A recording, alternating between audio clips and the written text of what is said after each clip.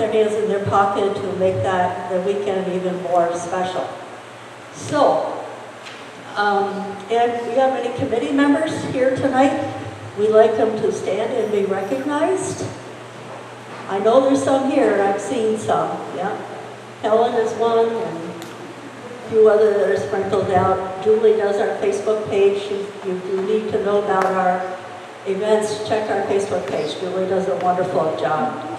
So we have a couple of events that are coming up, and tomorrow, July 12th at 11 o'clock, the American Legion, Montgomery Post 912, will be sponsoring an event recognizing Revolutionary War hero General Richard Montgomery and Revolutionary War veteran Jacques Rouse. The Richard Montgomery, Art Cohn, will be there tomorrow, again speaking about Richard Montgomery, and Brandon Racine, the village historian, will talk about Rouse. He's a direct descendant of him, so it should be a really good event. It's going to be held at the old Rouse's Point Beach property at the end of Montgomery Street and Route 2. It's all free and open to the public. On September 12th, we have plans to have Dr. Alexandria Russell, who will speak about Black women legacies. And we haven't firmed up everything except the date, so watch Facebook and watch the papers as we get more plans and are able to publicize them. All of our events are free and open to the public. And tonight's program, I have to give a plug right to our people who are paying for this. Tonight's program is being funded by a 2025 Special Programs Grant from the Champlain Valley National Heritage Partnership. We want to thank Tom Halleck of Mountain Lake PBS, who's on the camera in the back of the chapel, and also Calvin Castine, who was not able to be here, but he sent a camera, and Alex Nerska is the one who is running the camera for us, so we will get good publicity out of this. So, we would need to do, as always, a very special thank you to the Plattsburgh Memorial Chapel for hosting many of our events. We are fortunate to have them. We would not be able to do this at our museum. We don't have the space, so we're very happy that the chapel is willing to help us. And we would like you to be generous. There is a donation jar in the back. Please, anything helps them to keep their lights on and pay their bills and have them here still in our community. So, Arthur Cohn, I probably doesn't need any introduction to most of you. He is an American Revolutionary War historian and author. He's a professional diver. He's an underwater archaeologist and a public policy advocate for the preservation of shipwrecks. He is probably best known in this area for his advocacy to save one of Benedict Arnold's gunboats, the Spitfire. One of the books he has co-authored is The Tale of Three Gunboats, Lake Champlain's Revolutionary War Heritage, about gunboats, and I hope I have this right, the Philadelphia, the Spitfire, and a third unnamed gunboat. Philadelphia 2, and which is available for purchase in our museum shop. So tonight, Art is going to talk about Richard Montgomery and Janet, and without any further, we welcome Art Cohn. Thank you. Thank you. I can't tell you how pleased I am to be here, visiting with a bunch of friends. It's always one of the fringe benefits of coming to this part of the world. And so I'm really pleased to be here because I'm also delivering what I think is an important story. I feel like in some ways I have the honor of talking about Richard Montgomery and Janet Montgomery. They didn't empower me to do that officially, but because of my interest in the time period, because of my interest in people in general, we gravitate to those interesting personalities or people that have made a difference, and both those folks did, and I hope that by the time I'm finished you get a sense of that and a sense of them. One of the things I realized is that by looking at the writings that were never intended to be read by an outsider. You know, letters between Janet and Richard and Janet, and Richard and Janet's father, you know, really gives you insight into the people. Because they're writing, they're not thinking that this is going to be copied and pasted to someplace. But fortunately, whereas there's not a lot of their original material like that available, there's enough of it to form a real understanding, I think, of who they were, what kind of people they were, which I'm always really interested in knowing, especially when it comes back positive. And I have a high regard for these folks and hope I do them justice tonight. I would also, just before we go on, want to point out that I would have started this commemoration in 1775. Come on, how did we forget that the war began, the fighting war began in 1775, and a lot of really important stuff happened. So to me, I wanted this to be a story about that first partial year of the war, but the year that the war started. And I think it makes some sense because one of our central characters, Richard Montgomery, died on December 31st, 1775, when it was becoming 1776. Doesn't make what he did less relevant because it didn't make the time cut. So I just wanted to editorialize a little bit because I hadn't really realized that they started when they did and ended when they did.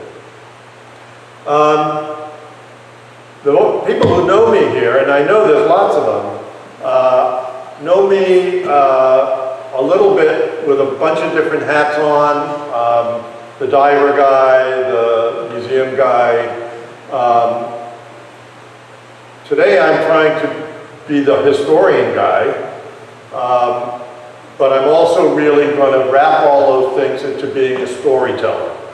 My goal today is to try to tell you a story. Now, I will periodically break to read some things, not a lot. I don't usually reading things tires people, and we can't get it anyway. But there are some things I think that will help you understand the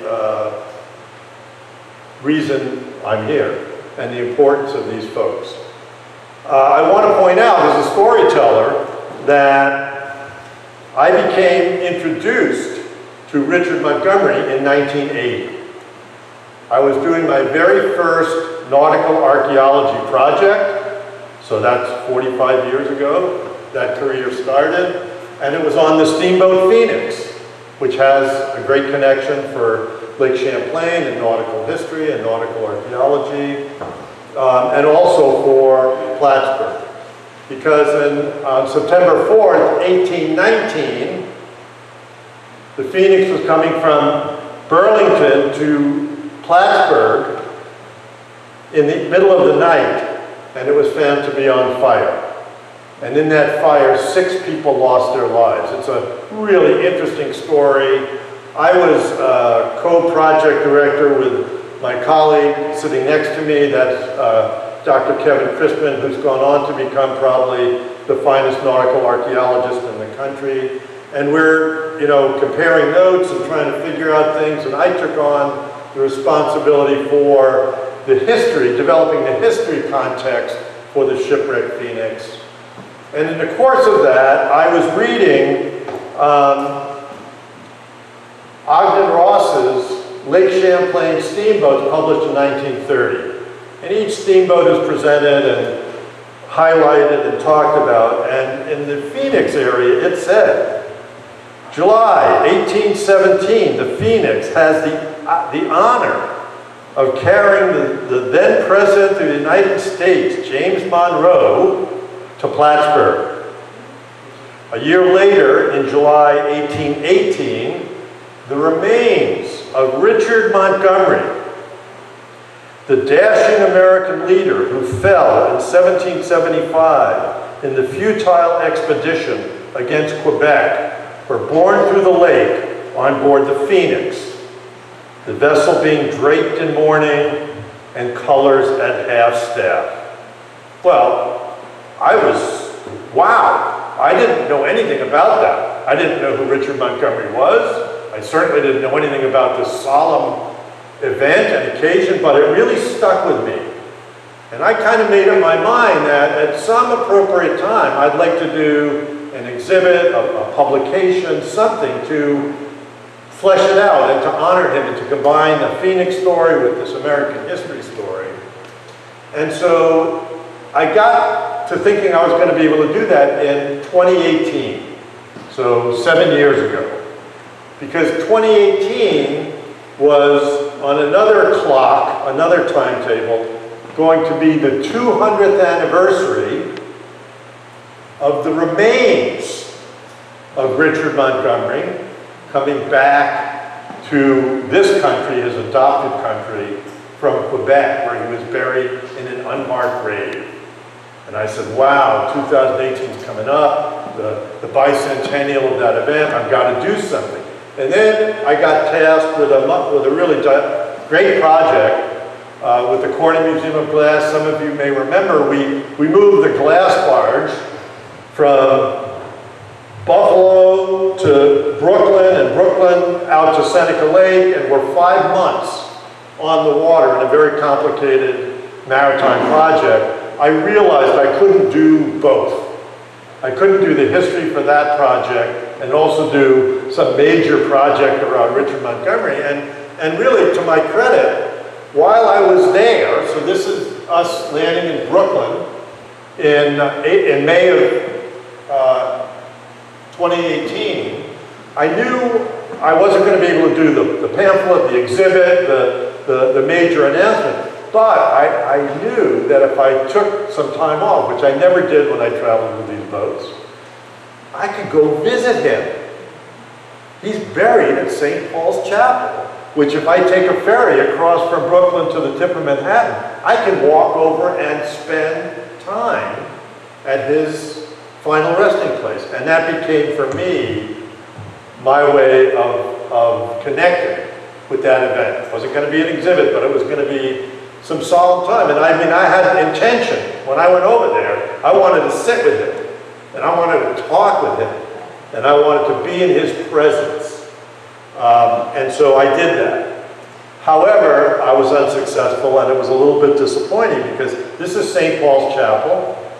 It was completed in about 1766, which ironically is when Richard Montgomery left North America to go back to England.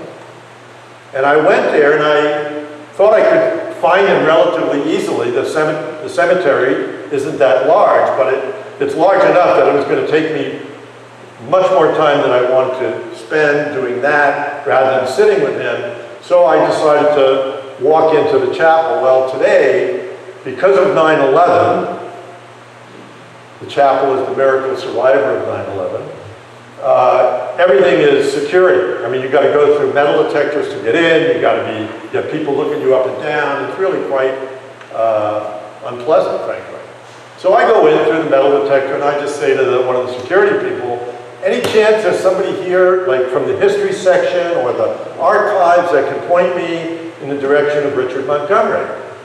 And what I got was a reaction of, who the hell are you, and are you going to blow us up, and is this something we need to be concerned about?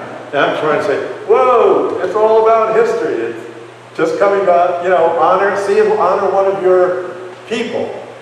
Go talk to that guy over there. So I went and talked to that guy, and he had the same first reaction. What are you doing here? Why are you here? So I finally explained why I was here. He said, well, it's not in here, so go outside and walk the cemetery.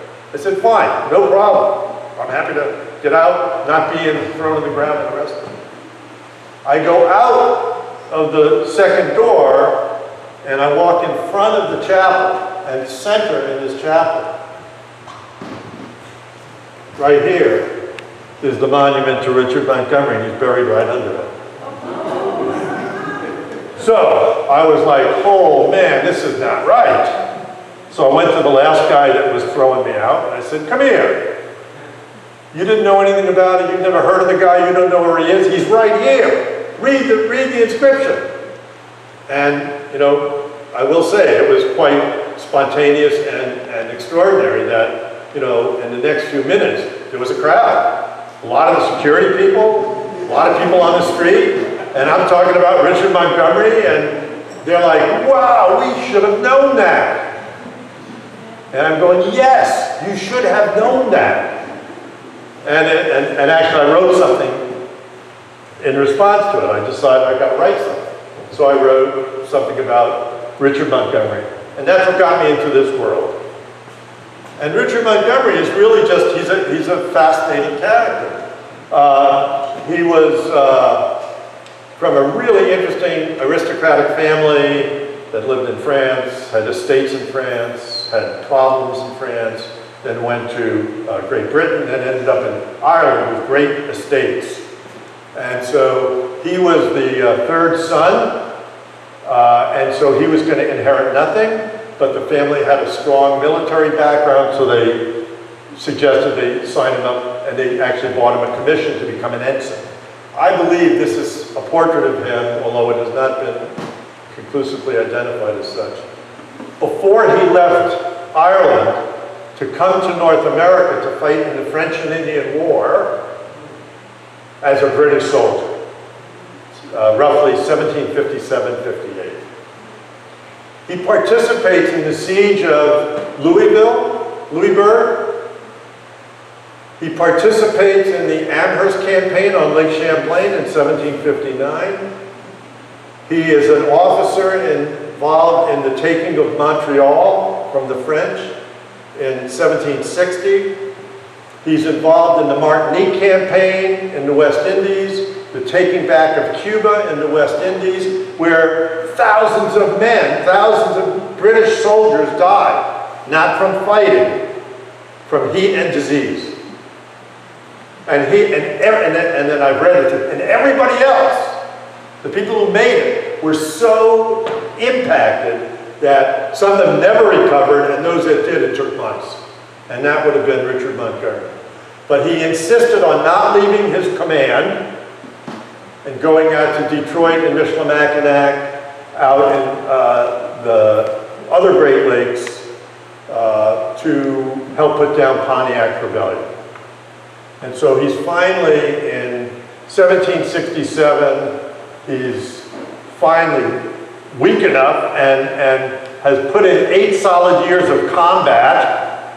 He has been promoted on merit several times. He's now a captain.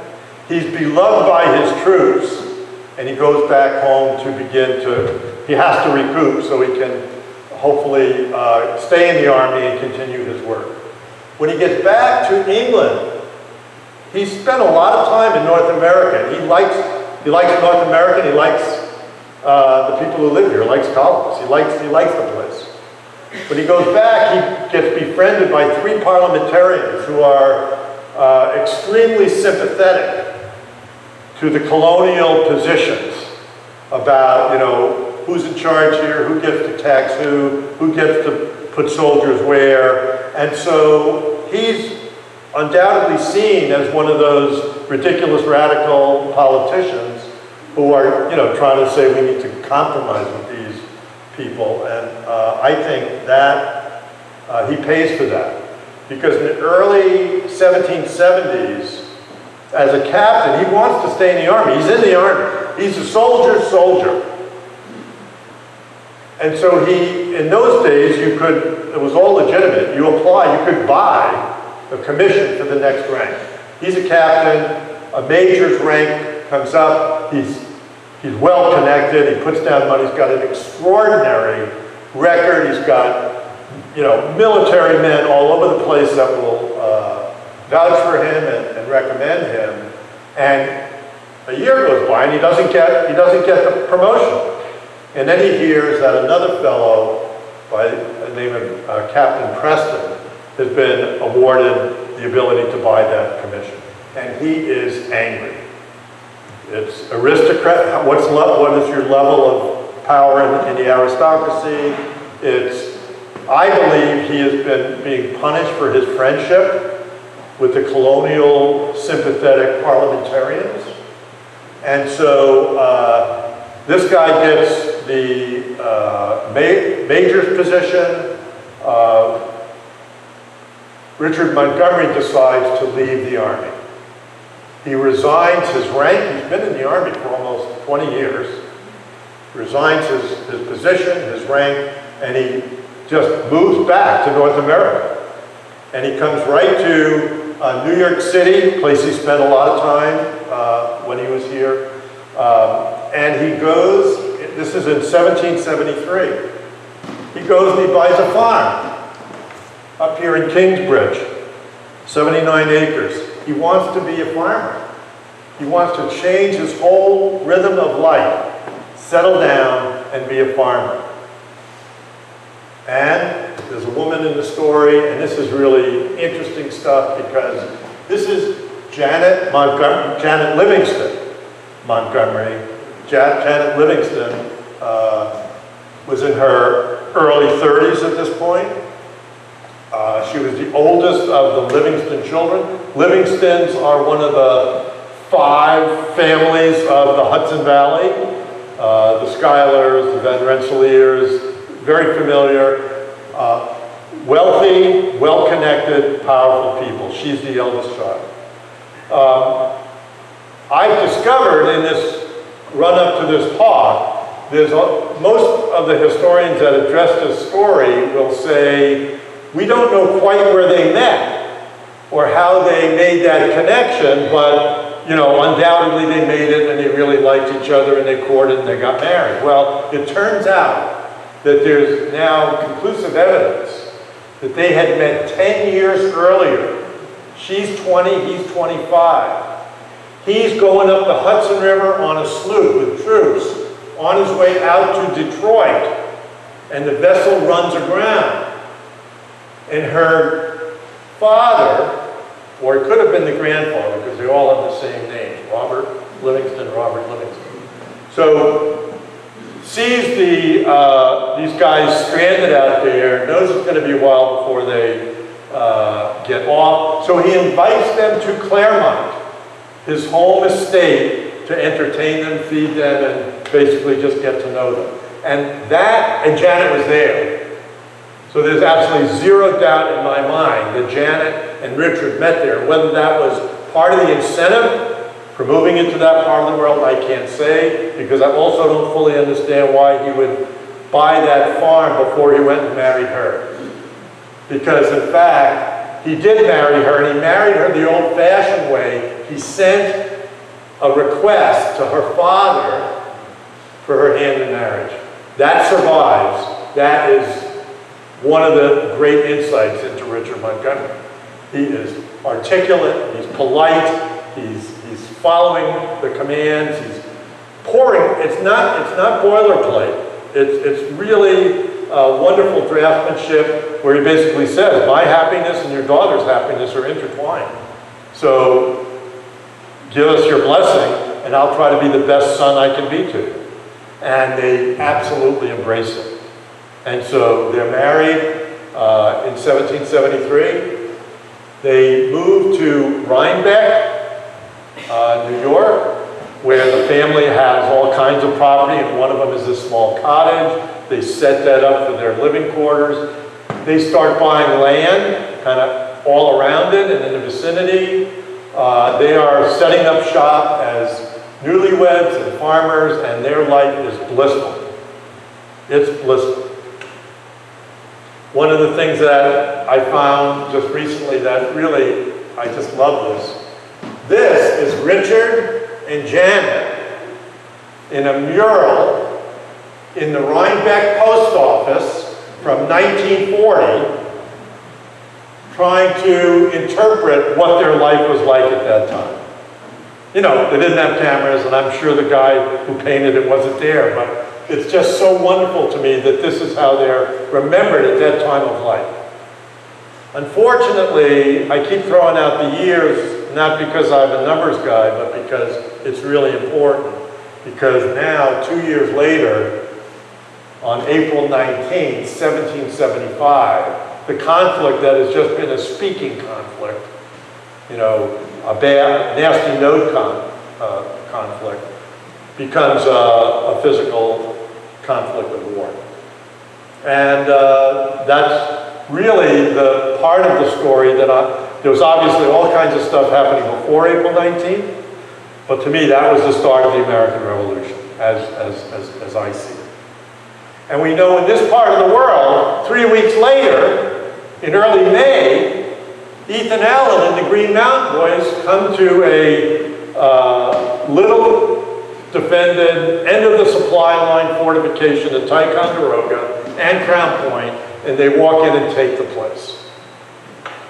What we also now know is that Benedict Arnold was there, he was present, he participated, he and Ethan Allen hated each other, but they tolerated each other for a while, and then they didn't. So Benedict Arnold had to escape, and he escaped in a platform that he really knew that could also further the cause. Because if you think about Lake Champlain then, as opposed to now, it's an invasion route for whoever has it. And Benedict Arnold, he knew that. Benedict Arnold was a mariner. He was bred a mariner. And so he knew whoever has the large boats on Lake Champlain has got power and influence in the way this thing's going to roll out. So he had sent a force to Skenesboro to seize one of the large boats, a schooner belonging to Philip Skene, which we have the journal surviving entrance that says, "We christened Skene's schooner Liberty." So when we wonder and talk to ourselves and our kids and whomever about, so what is it they were fighting for? What was it they were talking about? Did they want more land, more trees, more stuff? All that stuff usually has some part to play. But this concept of liberty, to name the first boat captured on Lake Champlain, Liberty, that resonates with me. That's not casual. And we need to know that. And we need to remind people that that happened. Because when we start to talk about, so what is this country supposed to really be like from these principles that are talked about, this is some guidance. We can get some guidance from that. Benedict Arnold also decided, and he knew, that there was one other large boat on the lake. It was in St. John. It was actually a British Navy boat, a sloop of war, and they captured it, also by surprise, and they brought it back, and with that act, with capturing those two boats, Benedict Arnold was able to write to Congress, "We are masters of the lake." And both he and Ethan Allen, and I think they collaborated with these messages because they're so similar. They both lobbied, sent messages, written messages to Congress saying, "Hey, we've got Lake Champlain, use it. The Canadians are just waiting for us to show up. We show up, we're going to be able to shut this whole thing down." And so there was a lot of interest on the part. Congress was sitting there going, "Oh my God, we're at war. You know, what do we do?" This wasn't like there was a playbook for this. This was circumstance and the time period and what could possibly be done. And so Congress decides, hey, look, maybe we should, instead of abandoning Champlain, which was their first choice, they had written and saying, now that you've got Lake Champlain, we're going to bring you back, like to Albany. And they're saying, no, there's people up here. There's an opportunity up here. You need to not do that, but do this. And fortunately, Congress agreed. Congress also, about the same time, was appointing, so it was going to be a fighting war, we need a commander-in-chief. And so George Washington enters our story as the man selected to be commander-in-chief. The Congress, in conjunction with discussions with Washington, decides they've got to raise an officer corps. We're starting from scratch, basically. So every colony was supposed to submit names and recommendations of two generals, one to be the major general and one to be the brigadier general. And so in New York, it turns out that Philip Schuyler was the political choice, generations of family, one of the powerful families. He is tapped to be the major general. And this newcomer, this is so wild to me. This guy has barely been around. He's been mostly living on a farm here. But there's something about him. You meet people in their professions, this is universal, and you go, this person, I don't want him changing my tire. This is the guy I want to insulate my house.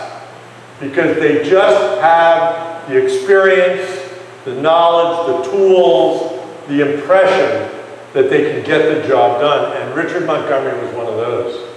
He was, by the time he got here, he'd already been in the British Army for 17 years in almost steady combat for 8.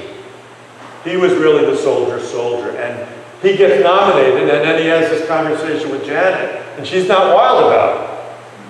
You know, we've got a pretty good thing going here. The last thing I want to do is see you leave and maybe get hurt. And he says, how can I live in my adopted country that is asking me for help to preserve liberty here and not do that?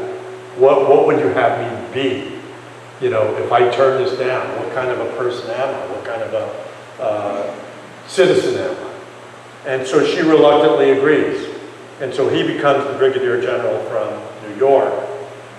As Washington is traveling from Philadelphia to Boston to take command of the army that's now circling Gates's army in Boston, Washington meets with Schuyler and Montgomery to give them their commissions, which he signs himself.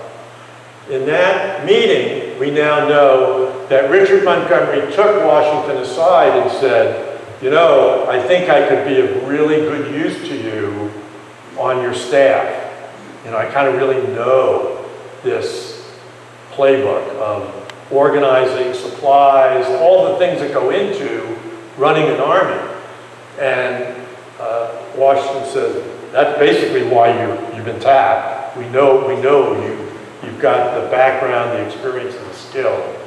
But I need you much more, you're going to be much more valuable to us in the Northern campaign. I need you to really engineer that. With Schuyler, they were going to do it together. And so this campaign that he's talking about is the invasion of Canada. The invasion of Quebec. In 1775, 2 armies. One to the right with Benedict Arnold. You can see those guys slogging through the Maine and Canadian wilderness, not having the slightest idea where they're going. The maps don't work. Their estimated miles are, you know, a third of what they really are. But they're going up to meet at Quebec with this group that's supposedly being formed on Lake Champlain, and that's the plan. That's the Congress's plan, that's Washington's plan, and that's what Arnold and Montgomery and Schuyler have to pull together. Early on, Philip Schuyler gets sick, and he is just not physically able to be out in this environment doing these complicated things, and so he has to go back first to Ticonderoga, then to Albany he does lots of good things there in terms of organization, supplies, making sure that there are people coming up to replace and so on, but he's not actually with the army. That responsibility falls to Richard Montgomery. He is now in charge of this force that's going up through Lake Champlain, beginning, we know, in Ticonderoga and then Crown Point. And at Crown Point, I'm using this as a transcribed document from a 1876 publication that is, in fact, Montgomery's will. And the will, to me, is another insight into the man. So Richard Montgomery is going up to Canada to fight. He's going to prepare a will just in case. And he says, all of my personal fortune I leave to my sister Sarah, now Lady Ranelagh. But he explains in the document, the ample fortune with which my wife will succeed to makes it unnecessary to provide for her in a manner suitable to her situation in life and adequate to the warm affection I bear her. My dear sisters, large family, want all I can spare. I could wish to recommend one or two of her young children to my Janet's protection. The Roberts, father and grandfather, become executors, and he leaves well wishes to his brothers because he knows they're going to be able to take care of him. So I just find this a measure of the man. So it turns out, I won't say this later, so I'll try to remember it now. It turns out that one of his sister's children, Janet does adopt. And he's living with her in her home for years. And she defines her will to leave all of her estate to him. And then he dies at sea. And so that gets changed. But she actually followed through with her husband's wish.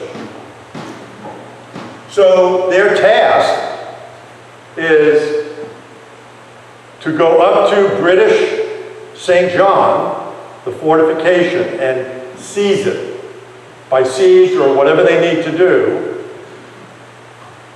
While you're there, you might as well take Chambly, and if you can get St. John and Chambly, you might be able to get Montreal. And then all we got left is Quebec City, and that becomes the plan. But the calculation, and remember, there's two very, very capable military men in charge of this whole thing. For the Americans, it's Richard Montgomery.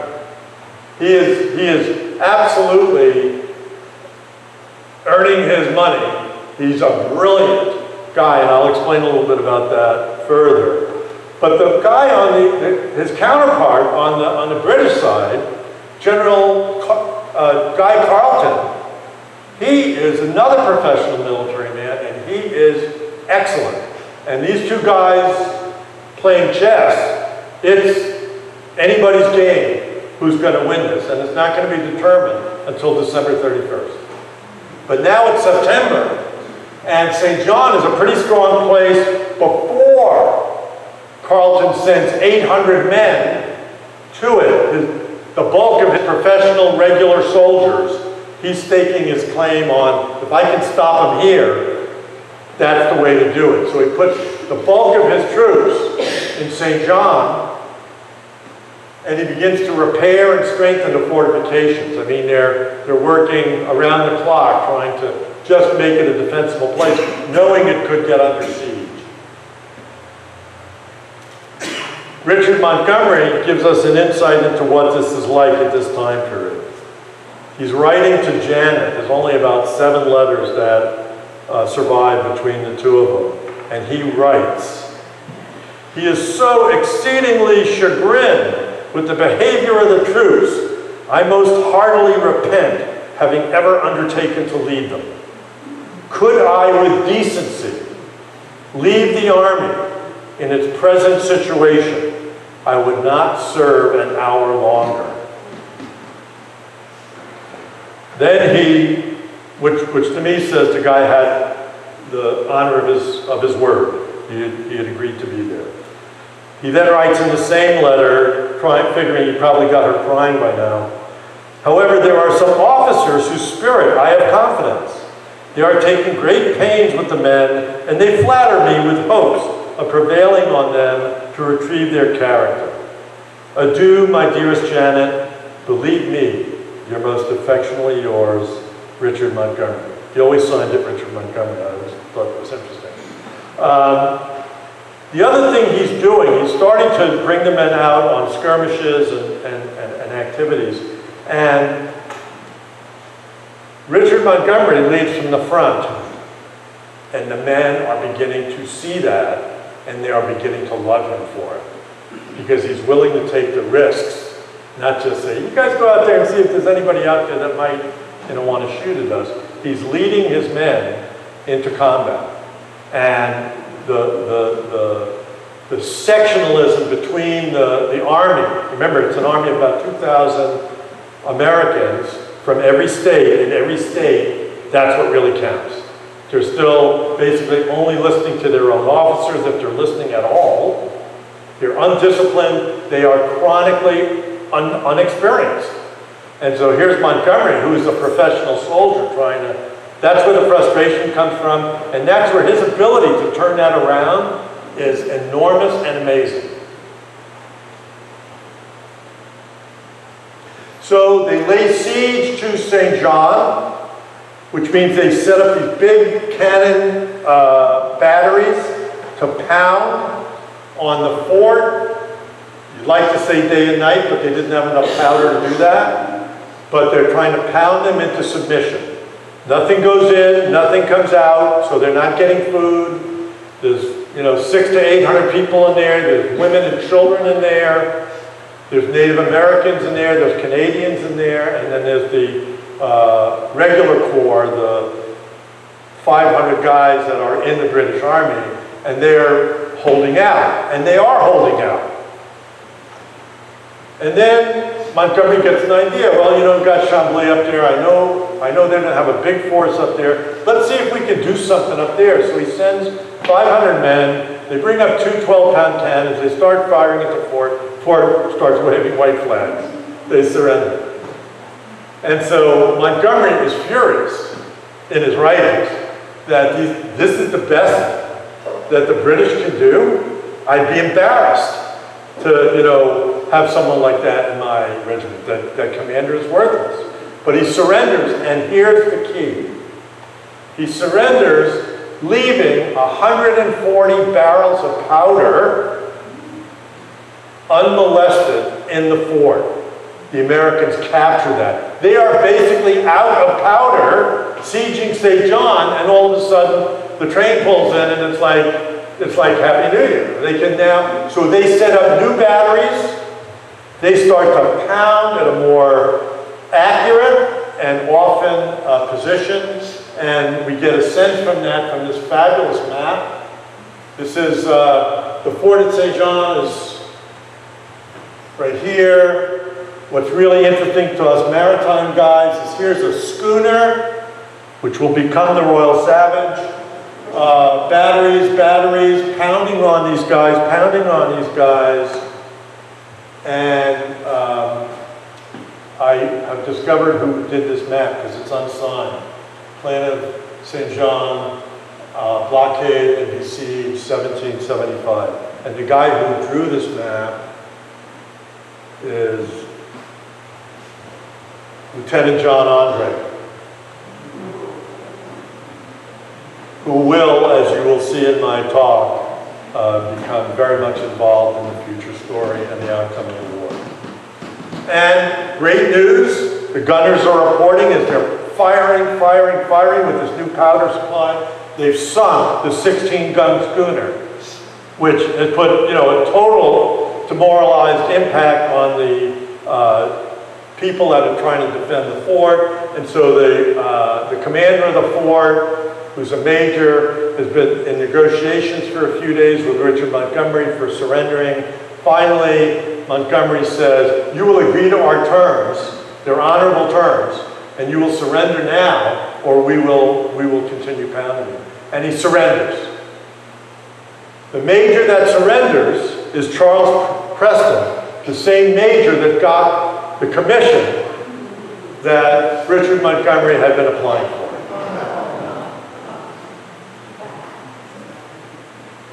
So now they've captured St. John. Oh, and they capture St. John. All the people that have been in place in St. John, except for the Canadians allowed to go home, Native Americans were allowed to go home, but the professional military guys, they're all taken as prisoners of war and immediately sent south to Connecticut, to the jails in Connecticut.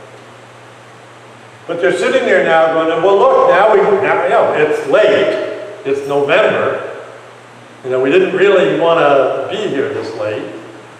It's November, and we've got Montreal. How are we going to do that? Richard Montgomery starts to set up a strategy for taking Montreal. He doesn't know if they're going to resist. The commander of Montreal is, in fact, Guy Carleton, their senior officer in all of Canada. Canada is defending that place. And so Montgomery's trying to be wise about how he approaches it, how he attacks it, what he does. And so, and he's got to get Carleton. He knows that if Carleton escapes, you know, they've got their major chess piece, their soldier is really still out there causing them potential disaster. And so Carleton knows that too.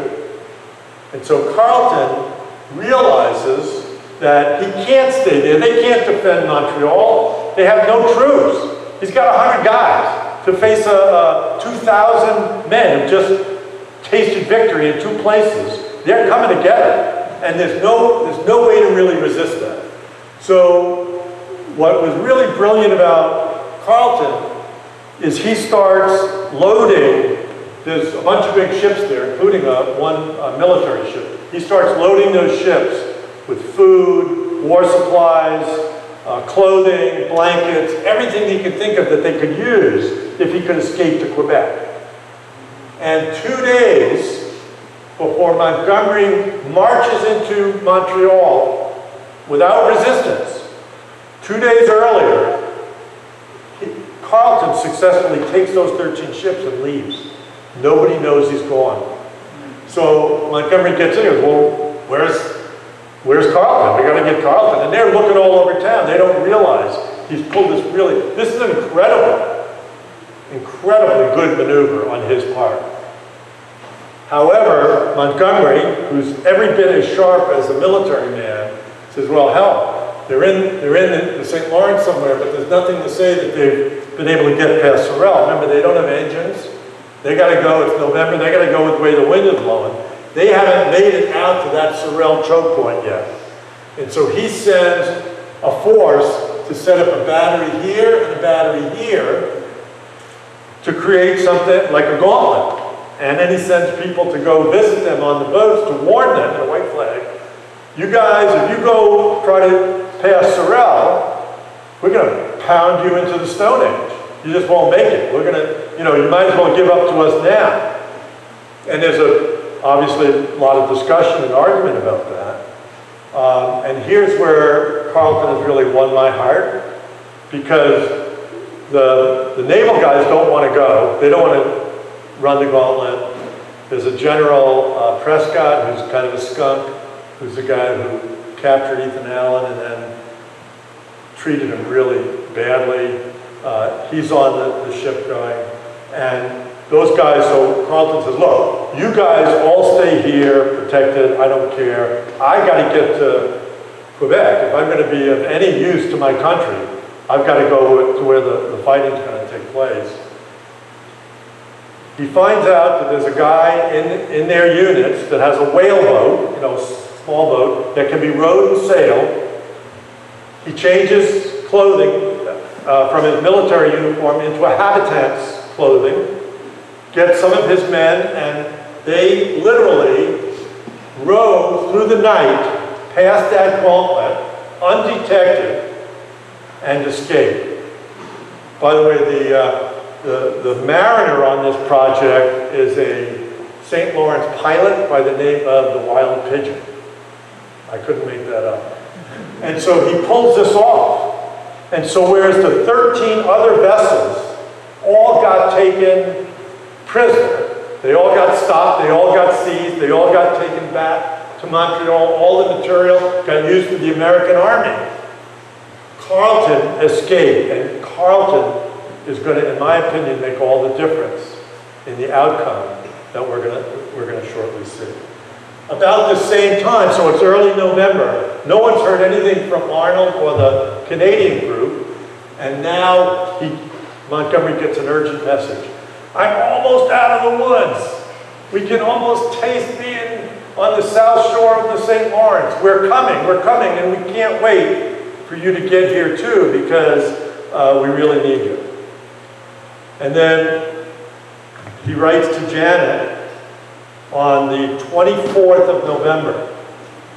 Think about the weather, because that's going to be part of the military strategy, of course. On the 24th of November, he's writing still from Montreal. He hasn't been able to get out of Montreal. And he writes, "Tomorrow I hope to set out for Quebec to join Colonel Arnold, who is impatient to see us. His little army has undergone inexpressible hardships and endured the country half starved and half naked. Should fortune continue to favor, we will perhaps bring this business to a happy issue. I live in hopes to see you in 6 weeks." What I want to inject now is the concept of homesickness. All the troops that are there had no idea what they were signing into, how long it was going to be, and how bad it was going to be. They're out in the wilds of Quebec in November without, there's no clothing issuance. There's no, let's take into account the warmth and make sure there's enough cordwood for them. This is making it up on the fly, and they're suffering. So out comes Benedict Arnold's guys, and they're also wondering just what things are going to look like. And they're hatching a strategy. It's winter, it's now December. Arnold and Montgomery don't see each other until early December. And they're trying to figure out, well, what can we do? And this is where Montgomery, in my opinion, I mean, I've studied this as an interested layman, but what he did is he really, well, he knew Quebec. He'd been there during the French and Indian War. He knew the territory, and he knew that the trick would be to try to get Carleton to either surrender. So he bluffs him into thinking he's got a lot more men. Carleton dismisses him. It isn't going anywhere, but he tried. And he's going to be lost if he can't get his men to move, because their enlistments run out on January 1st. So he's got an army of about 1,500 men combined. The two forces combined are 1,500 men facing the fortress walls of Quebec City. Carleton has perhaps 2,000 men. Some of them are fighters and regulars. Some of them are volunteers. Some of them are, I don't want to be here, and if I can open the door and let the Americans in, I'm going to do that. And so it's really an odd collection of stuff. But Montgomery realizes the strengths and the weaknesses, and in my opinion, he comes up with a brilliant plan, which is to send two strong forces to attack different parts of the walled city. One force will be led by Benedict Arnold, one force will be led by him. And then two smaller forces in different parts of the city to pretend, to feint that they're attacking, so that they draw defenders from other places and weaken the defenders that are going to actually be facing these guys. It really, on paper, was probably the strongest position you could come up with. And so Montgomery, as a strategy, as a written strategy, says, I want to wait for a really good snowstorm, because that will also help. The confusion, the lack of visibility will also help. So let's see if we can pull it off then. And it just so happens that on December 31st, they get a nor'easter that is the big storm of the year. I mean, feet of snow, blowing, wild, miserable weather. And that's when Montgomery decides to stage his attack. So hidden, he thinks, from the storm, he's going to put that four-pronged motion into effect. And he does. And those armies start storming the place. Benedict Arnold is wounded early on and shot in the leg, losing so much blood. They've got to get him off the field or he's going to die right there. So he gets carried back to the hospital. This rude hospital that's been set up behind the lines. But his men continue, because his men are being led by a guy named Daniel Morgan, who's like the best street fighter there is. If you want to get into a fight, that's the guy you want next to you. And so he's going to prove that time and time again. But here, the command is divulged to him. And so, in the meantime, Montgomery is leading a force as he's deciding. This is all scripted out. Where he's going, what he's doing, but it's this ice that they've got to climb over to get to the places. And finally, there's a narrow opening to get through. He goes through barricades that he figures are going to be held by people, and the first two barricades have nobody there. And he's, hey, this is working out. And trust me, he is leading from the front. And so he goes forward to the third barricade. It's the third barricade. There is a group of defenders who are dedicated soldiers. And every day they take the 12-pound cannon that's placed there, and they line it up on that opening. That's the only way to get out there. And they check the powder and they make sure it can be fired at a moment's notice. And they do. And that's where you get the death of Montgomery. You also get the death of his two senior aides who were next to him. You get the death of a sergeant. You get the wounding of a lot of other men. And you get the appearance of Aaron Burr, who's a 19-year-old soldier associated with Montgomery's command. Aaron Burr tries to lift the now dead Montgomery back. Aaron Burr is a small man. Richard Montgomery is a large man. He can't do it. He has to abandon on the field. So the troops under Daniel Morgan continue. They're making progress. But with Montgomery's force, now they just turned around and went back. They were being led by an absolutely worthless officer, and they just go back. They abandon the field. This is too much. We got to quit while we're ahead. We didn't expect anybody to really get hurt. And so they're leaving, whereas Daniel Morgan is going forward. But now Carleton can mass all of his defensive power at him. And so Morgan captures 100 guys first, and then he's surrounded and has to give up. And so 400 Americans are taken prisoner and remain prisoner all winter. It's the end of the Canadian campaign. They just didn't know it. But there's no doubt that that was the high water mark and the beginning of moving to the low water mark. The very next day, because the fighting stopped at that point, Morgan gives up. There's no more contest. The next morning, Sir Guy Carleton comes out onto the ramparts to see the damage that was done. He's heard about this successful cannon firing into a load of guys. They don't know who those guys are. They can see one guy's got his arm above the snow as if he's holding a sword. And so he literally sends out a force to literally take the snow off and identify who these guys are. They bring out one of the prisoners who knows Montgomery and identify him as one of the corpses. So it's clear that Carleton's main combatant rival in this affair is dead, which empowers him, empowers all of his people, and demoralizes the Americans. What Carleton does next is a mark of a man.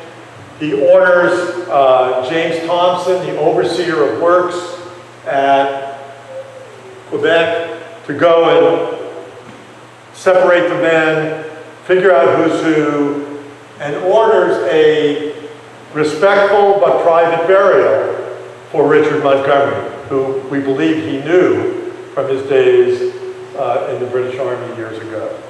And so he is assigned the task to give him a respectable burial, and he goes, and we now have enough information to know, he goes and brings him indoors to a man who makes coffins. And they make a coffin to lay him at rest. We also know that they find on his person this gold watch, and with RM initials on the watch and the seal. And Carleton sends this watch out to the American lines under a flag of truce so it can be brought back to his family in America. And it was actually within weeks of it being returned. At the same time, of course, Janet Montgomery learns about her worst fears and nightmares, and she will never get over it. She will live to be 85 years old. She will never remarry. She is devoted to keeping the memory and the honor of her soldier, as she refers to him, alive. So this is an interesting document that's been transcribed in the 1876 publication I mentioned. It's really interesting because this takes place January 2nd. So it's 2 days after Montgomery has been killed. And they're attesting to the fact that his last will and testament has been found in his possession, in his material stuff. They've looked at all of his possessions, and now they're selling them to the men. You know, sort of like an auction to give all the money is being sent to Janet. The accounting is being sent to Janet. It's very, very formal. And the person who attests to the will is Benedict Arnold, presumably from a hospital room. He also purchases most of the material that was available. When the word of Montgomery's death reaches Congress, it is a crushing blow. Everything they've heard since August has been, wow, we really did that? We were able to do that to those guys, those professional soldiers? Gave up to, wow, holy mackerel. Everything was positive. They had allowed themselves to believe that this was all going to work, which it should have, because I believe that the actual attack on Quebec absolutely could have succeeded with different variables at play. So they decide they're demoralized, they're upset, they don't know quite what to do. It's January that they get the word, 1776, and Congress meets and orders and commissions a memorial service statue to be created to honor the memory of Richard Montgomery. Really, they didn't say it this way, but America's first hero, which he really wasn't. There were some really important guys before that. But from a national point of view, they were creating the first national monument to an American hero.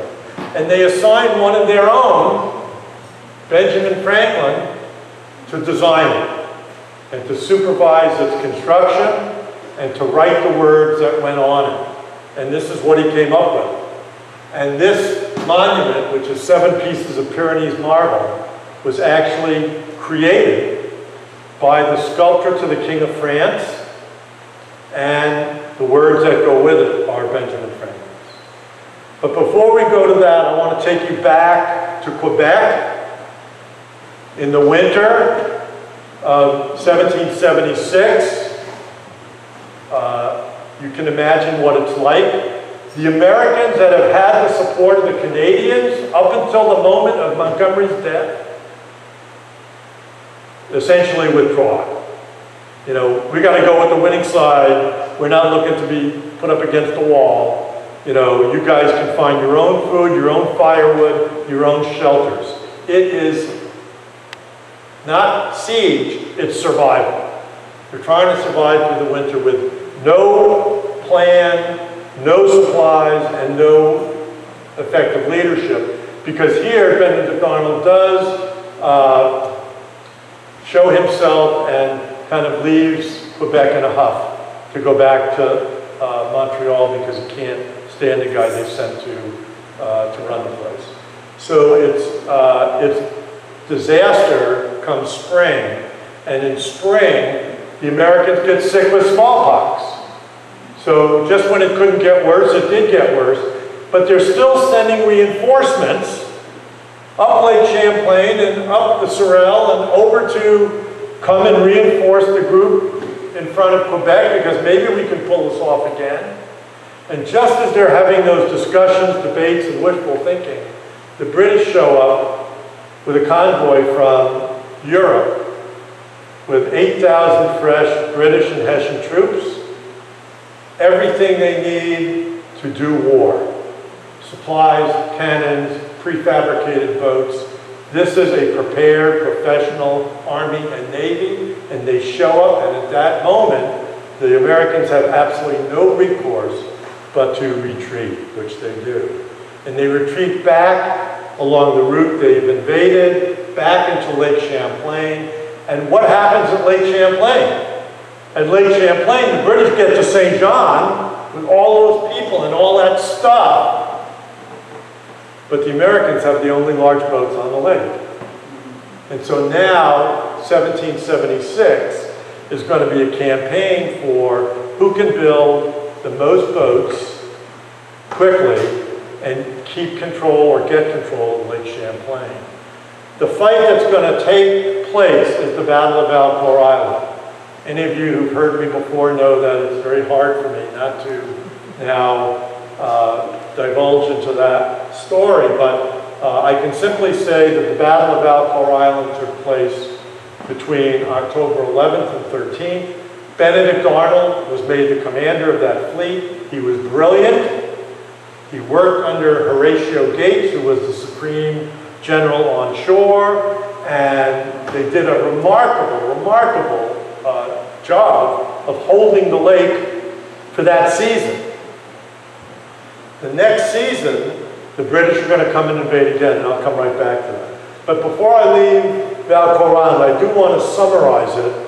I'm going to actually let Admiral Mahan summarize it, because this is kind of everything you need to know about Valcour Island.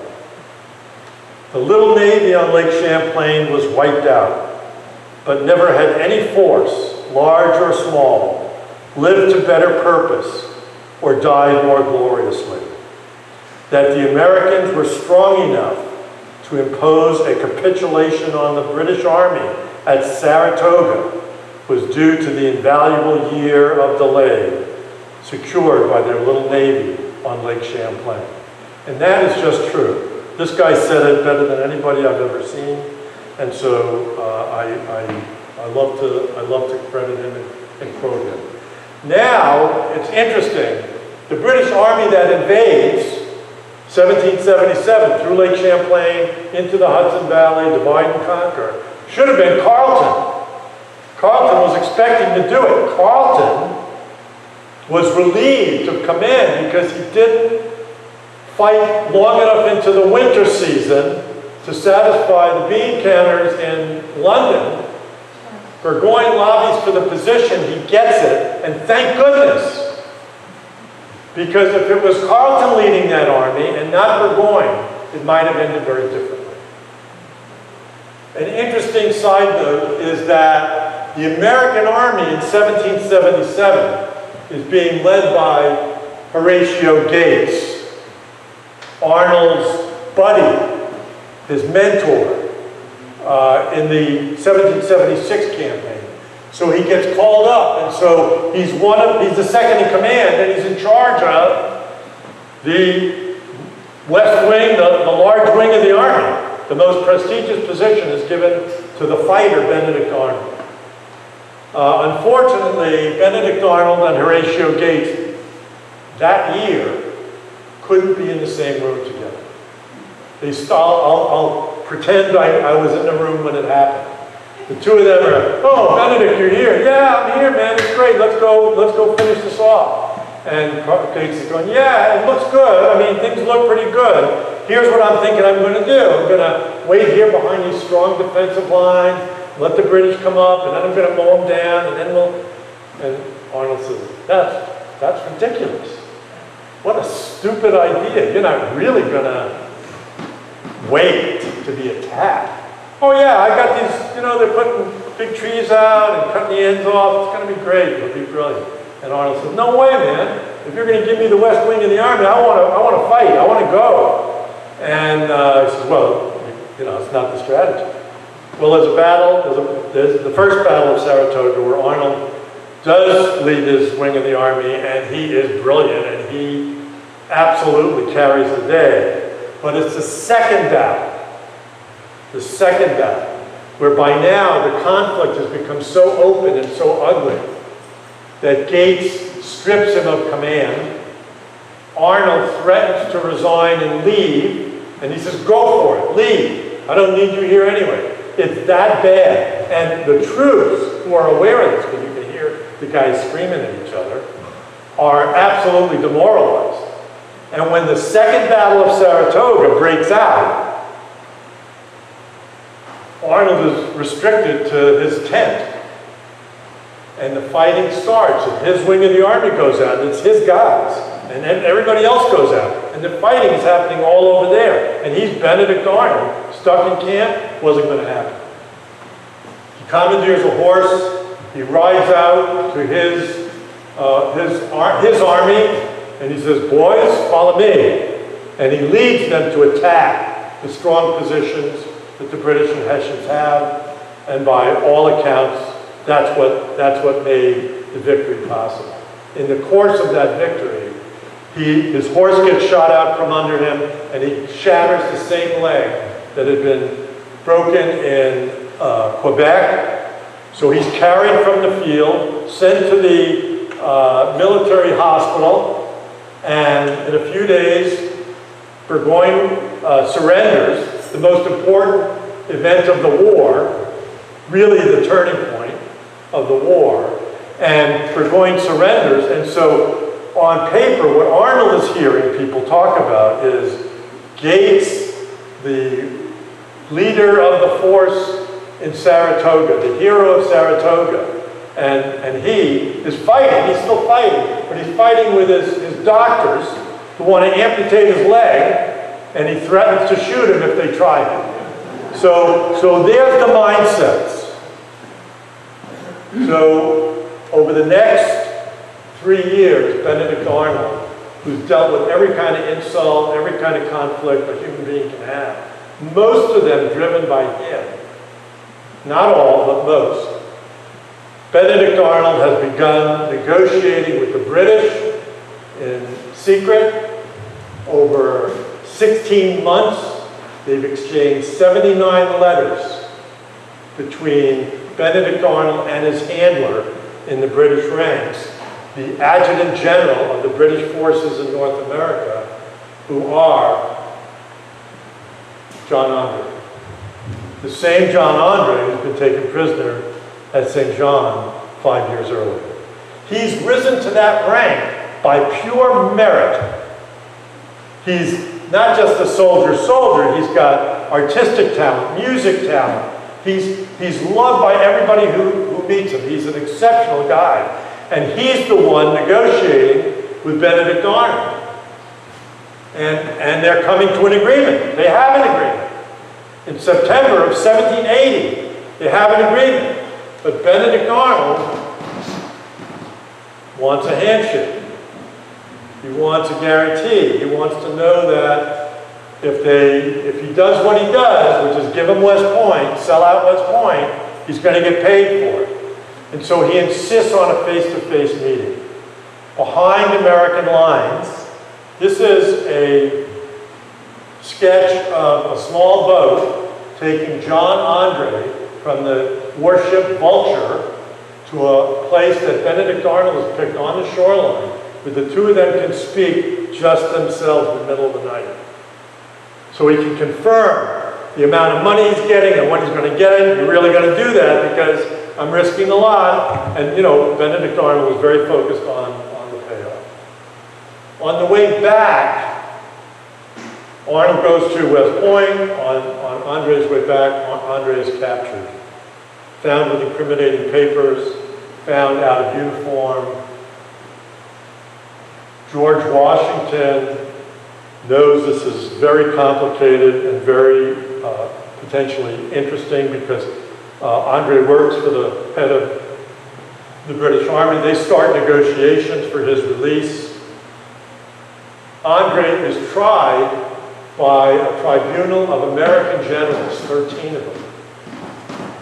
And the evidence is presented, and they say, look, we like him, he's a nice guy, he's got great talent. In any other forum, we'd be buying him a beer. But under these facts and circumstances, he was a spy, and the penalty for being a spy is death by hanging. And that's what the sentence becomes. The only thing he asked George Washington to do for him was to let him be shot instead of hung. Let me be shot as a soldier, not hung as some, unethical person. And Washington wouldn't do it. And so this sketch is also by John Andre, the day before he's taken out and hung. And on October 2nd, 1780, he was hung. There were thousands of people, military people, citizens, and there wasn't a dry eye in the audience, all for him. All of them wanted to see a different outcome. It's really, truly amazing. I want to end the war and come back to Horatio Gates. In the last year of the war, Horatio Gates' wife dies. And so we get into the new order, and Horatio Gates is like, I need to find another companion. Who's out there that really would fit the bill? Well, he starts looking around, and he sees Janet Montgomery. And Janet, I'll say she's attractive, but I'll say she is one of the wealthiest people in the United States. She is a businesswoman. She knows how to parlay land speculation into gain. She knows how to do tenant hiring. She is a very, very wealthy, accomplished business person in her own right. So he starts courting her. And we have letters that go back and forth. And she's so polite. And finally she says, hey, look, I'm going to paraphrase, Horatio, this just isn't going to work out. I'm dedicating my life to the memory of my soldier, and I'm not in a position where I'm going to give that honor up. You should find yourself a more amiable woman and get married, which he does. And so it's just an interesting, I think, clash of cultures.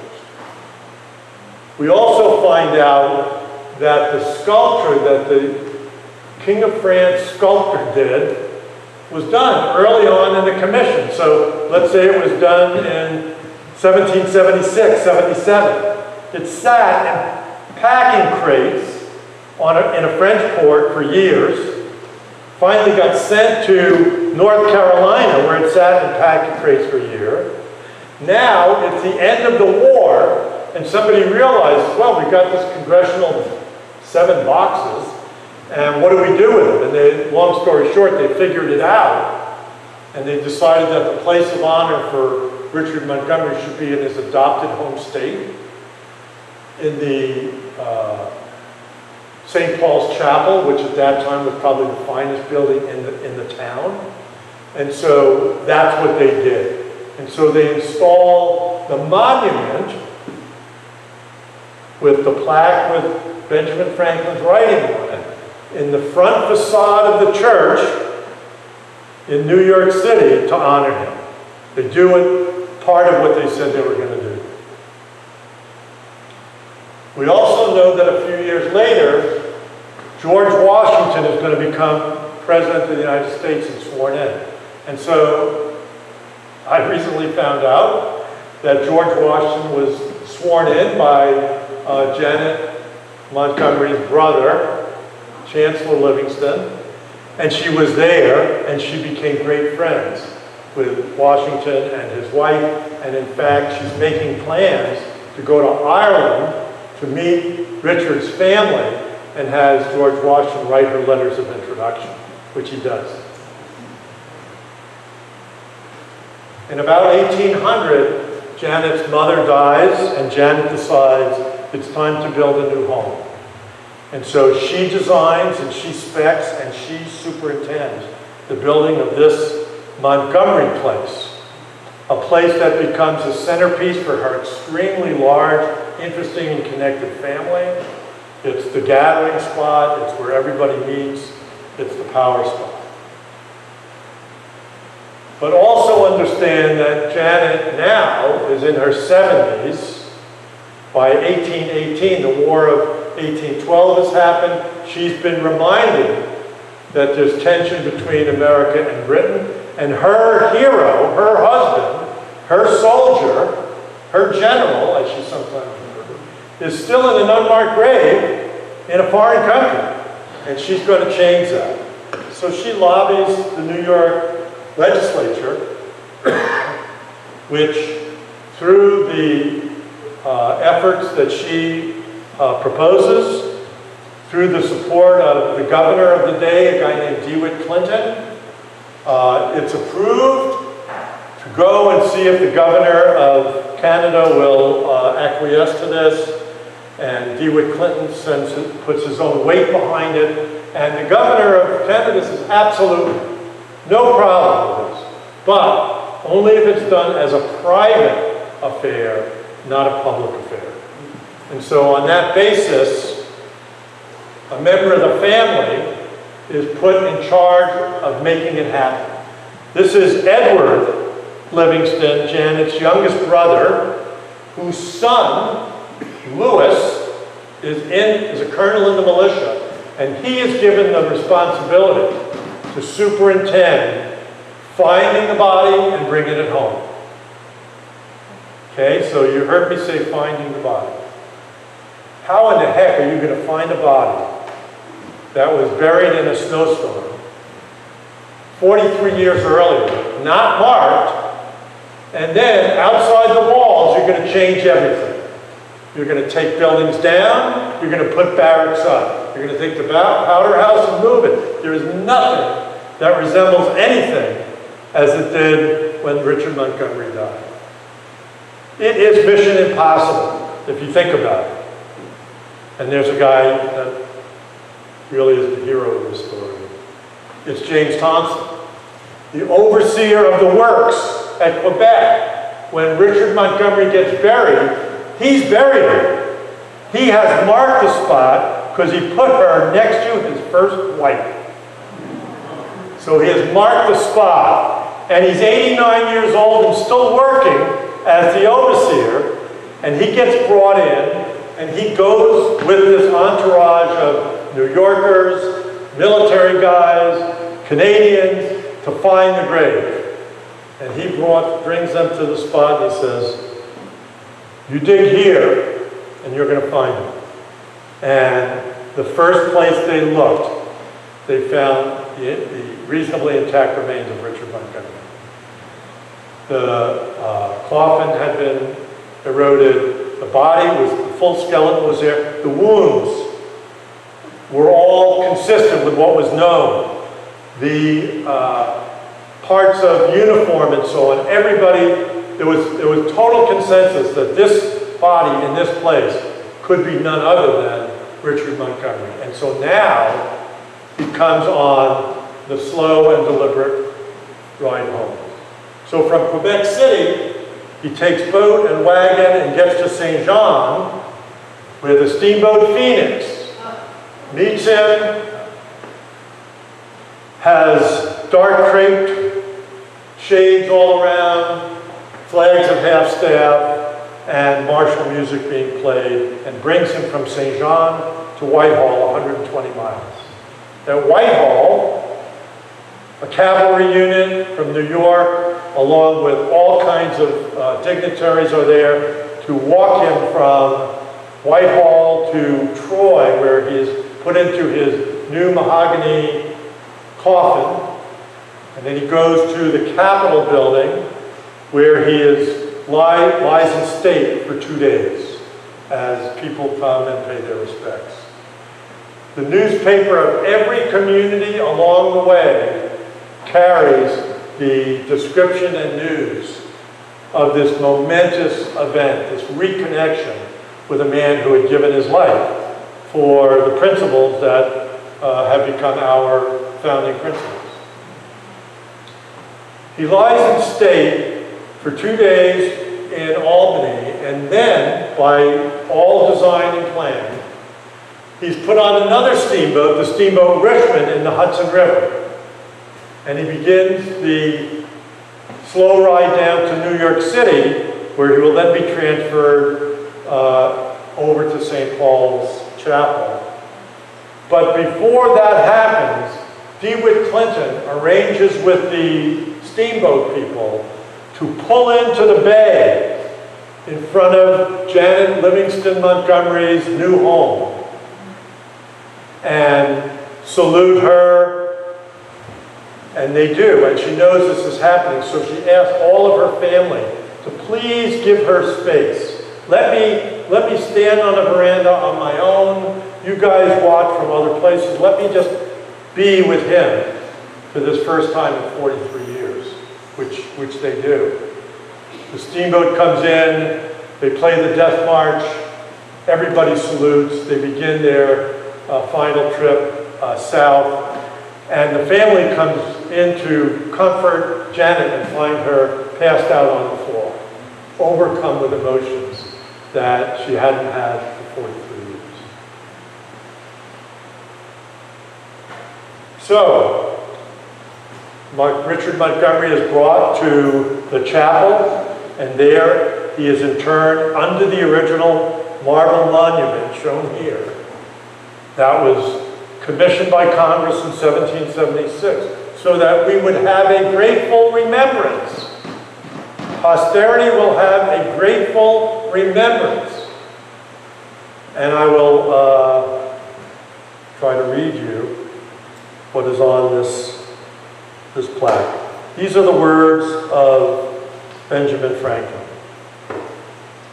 This monument is erected by the order of Congress, 25th January, 1776, to transmit to posterity a grateful remembrance of the patriotism, conduct, enterprise, and perseverance of Major General Richard Montgomery, who was, after a series of successes amid the most discouraging difficulties, fell in the attack on Quebec, 31st December 1775, aged 37 years. A second plaque was then added that commemorates his movement, and it says, "The state of New York caused the remains of Major General Richard Montgomery to be conveyed from Quebec and deposited beneath this monument, the 8th day of July, 1818. So we're just a few days past that. Janet Montgomery was asked by obviously everybody what she was now thinking, but she actually wrote her thoughts to her brother, Edward, who you saw in an earlier slide, and she said, "I am satisfied. What more could I wish than the high honor that has been conferred on the ashes of my poor soldier?" And here's the irony, one of the ironies.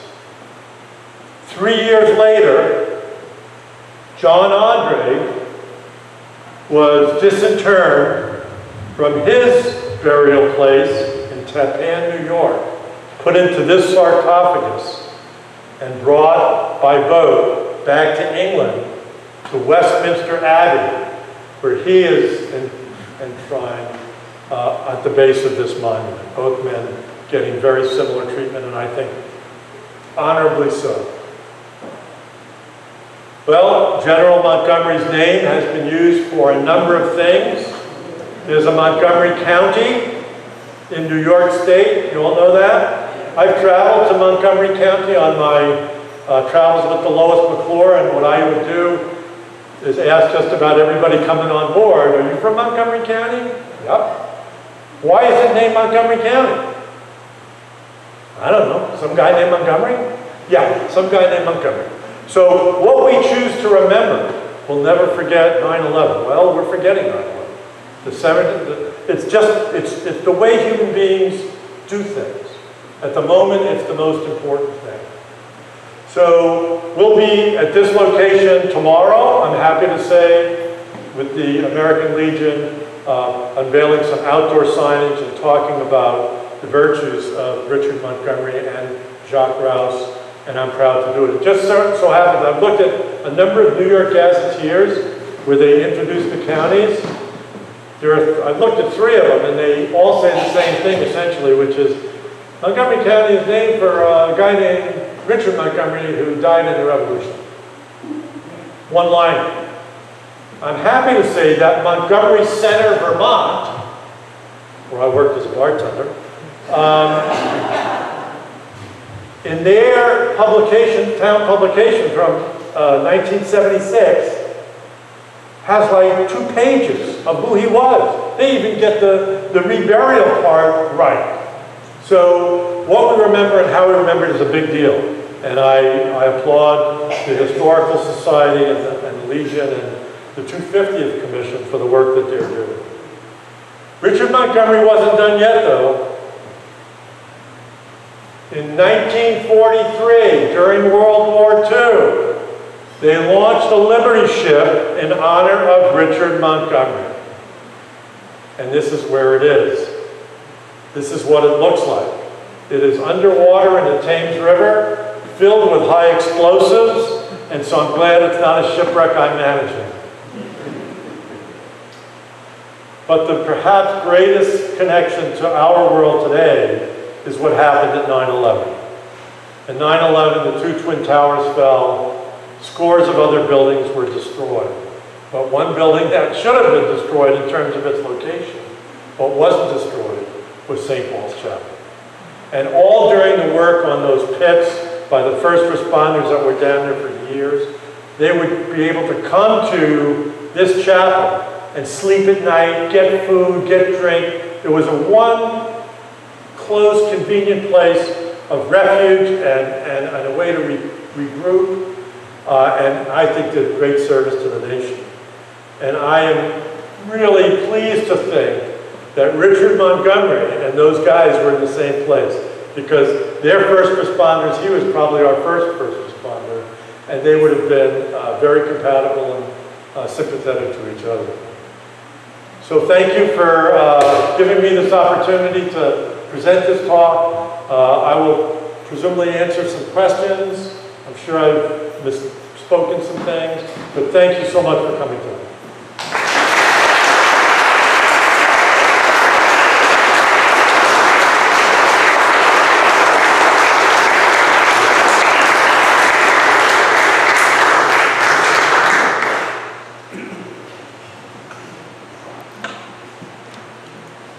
Yes, sir. When did Congress commission Fort Montgomery? I don't know when it was commissioned, but I believe construction started in 1844. That was when the first troops were sent there to start building the ground, and there was heavy activity through the Civil War, and then I believe that the activity somewhat waned after the Civil War. There was a fort prior to this Fort Montgomery that was built and turned out they determined kind of the wrong side of the line, and so it never was fully complete.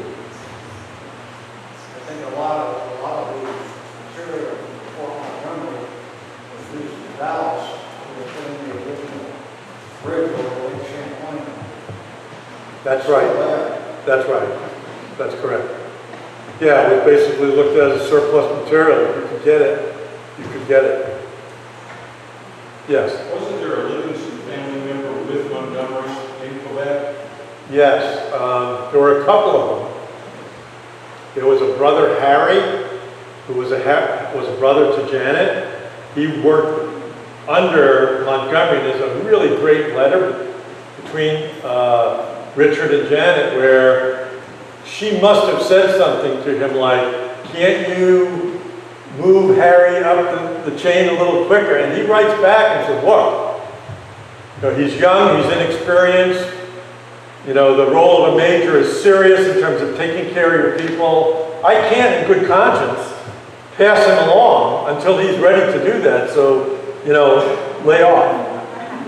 And then there's a James Livingston who does lead some very effective, he's the one who led the assault on Chambly, and also was just present for a lot of the activity.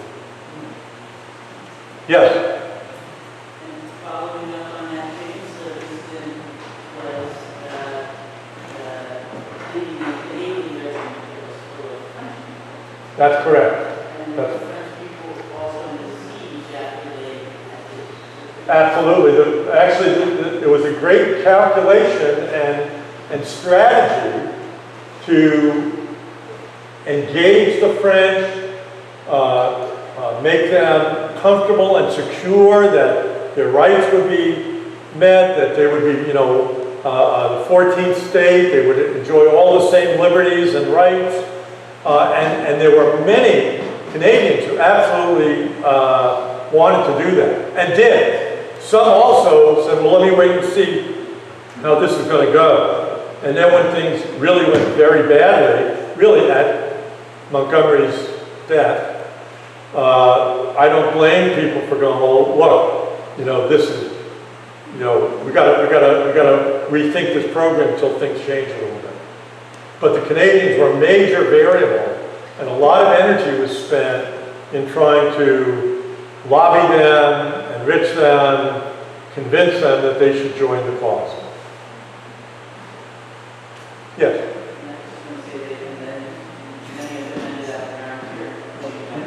Yes. Yes, Colin. Just in the connection for state, for place names, I stumbled upon it last year, never saw it coming at me. Montgomery, Alabama. That's right. Montgomery, Alabama is named for Richard Montgomery. There was just a controversy over erecting a statue to him in Montgomery. I can't remember the year, like within 2 or 3 years from now, because the family owned slaves. And I have seen some reference to that. I don't know a lot about it. I don't know that Montgomery ever owned a slave, but there was quite a lot written about it, and so the compromise was to put him in a less public place. And those are the modern remembrances and politics that we deal with as a society. All very predictable now that we see that repeating time and time again. Thank you so much. I'll hang out for a little while. For those of you who can, leave a small donation for the use of this wonderful building.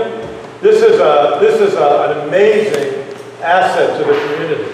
I love to come here and talk. And it's not because I'm an actual practicing chaplain, although I think it helps, but because it's such a great space.